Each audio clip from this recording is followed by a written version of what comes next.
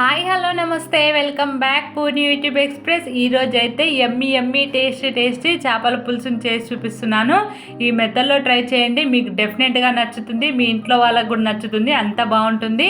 ముక్కలు అయిపోయినా కూడా ఉత్త పులుసుతోనైనా అన్నాన్ని మొత్తాన్ని తినేయచ్చు. పులుసు కూడా అంత బాగుంటుంది.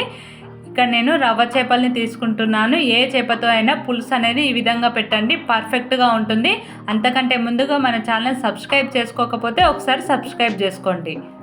ఇక్కడ నేను చేపల పులుసు కోసం 1/2 kg కంటే కొంచెం ఎక్కువ ఉన్న చేపల ముక్కల్ని తీసుకుంటున్నాను. 700 grams ఉంటాయి. ఇవి 2-3 సార్లు బాగా కడిగి మరోసారి ఉప్పు నిమ్మ చెక్క పిండుకొని మరో 2 సార్లు బాగా కడిగి తీసుకోండి. ఈ చేప ముక్కలు అనేది ఇలా మీడియం సైజులో ఉండేలా కట్ చేయించుకోండి. అప్పుడే ముక్క అనేది మంచిగా ఉడికి లోపల వరకు మసాలా వెళ్ళి టేస్ట్ బాగుంటుంది. ఇప్పుడు ఈ చేపల ముక్కల కోసం దానికి 1 టేబుల్ స్పూన్ కారం, 1/2 టేబుల్ స్పూన్ ఉప్పు, 1/2 టేబుల్ స్పూన్ పసుపు వేసుకొని వీటిని బాగా చేయితోని ముక్కలకు పట్టేలాగా కలుపుకోండి. ఇలా బాగా ముక్కలకి ఉప్పు కారం పసుపు అనేది ముక్కలకు బాగా పట్టేలాగా పట్టించుకోండి. చూడండి, ఈ విధంగా బాగా పట్టించుకున్నాం కదా. ఇప్పుడు దీన్ని పక్కకు పెట్టుకోండి. ఇప్పుడు ఒక బౌల్లోకి ఒక పెద్ద నిమ్మకాయ సైజ్ అంత చింతపండుని తీసుకొని దాన్ని నానబెట్టుకొని పెట్టుకోండి. ఇప్పుడు మసాలా కోసం స్టవ్ వెలిగించుకొని ఒక ప్యాన్ పెట్టుకొని దాంట్లోకి 2 టేబుల్ స్పూన్ల ధనియాలు, 2 టేబుల్ స్పూన్ల కొబ్బరి ముక్కలు, 1/2 టేబుల్ స్పూన్ మెంతులు వేసుకొని వీటిని దోరగా ఫ్రై చేసుకోండి. ఇవి దోరగా ఫ్రై అయిపోయాక వీటిని ఒక బౌల్లోకి తీసుకోండి. ఒక బౌల్లోకి తీసుకొని పూర్తిగా చల్లారిపోయాక ఒక మిక్సీ జార్లోకి వేసుకొని వీటిని మెత్తని పొడిలాగా మిక్సీ పట్టుకోండి. చూడండి, ఇలా మసాలా అనేది మనది రెడీ అయిపోయింది కదా. ఇప్పుడు స్టవ్ వెలిగించుకొని ఒక పెద్ద గిన్నె పెట్టుకొని దాంట్లోకి 3 టేబుల్ స్పూన్ల ఆయిల్ని వేసుకోండి.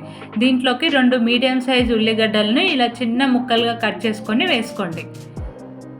అలాగే 3-4 పచ్చిమిర్చిని ఇలా పొడవుగా కట్ చేసుకొని వేసుకోండి.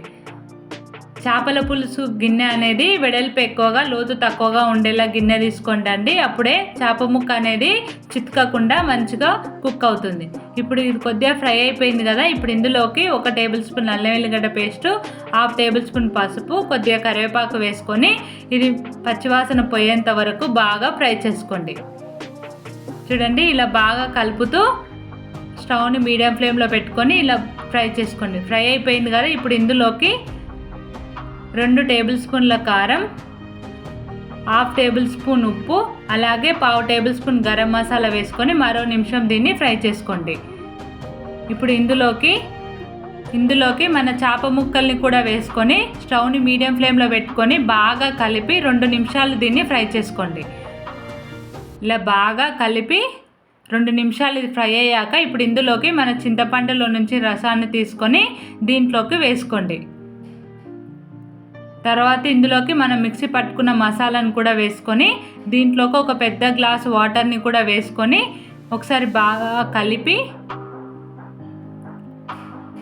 టేస్ట్ చూసుకొని ఉప్పు కారం సరిపోయిందో లేదో ఒకసారి టేస్ట్ చూసుకొని సరిపోకపోతే మరికొద్దిగా యాడ్ చేసుకోండి. ఇలా కలిపాక స్టవ్ని మీడియం ఫ్లేమ్లో పెట్టుకొని మూత పెట్టుకొని ఒక 5 నిమిషాలు దీన్ని ఉడికించుకోండి.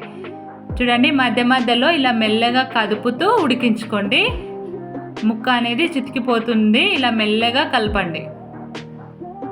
ఒక 5 నిమిషాలు ఇలా ఉడికించుకున్నాక ఆయిల్ అనేది పైకి బాగా తేలుతుంది.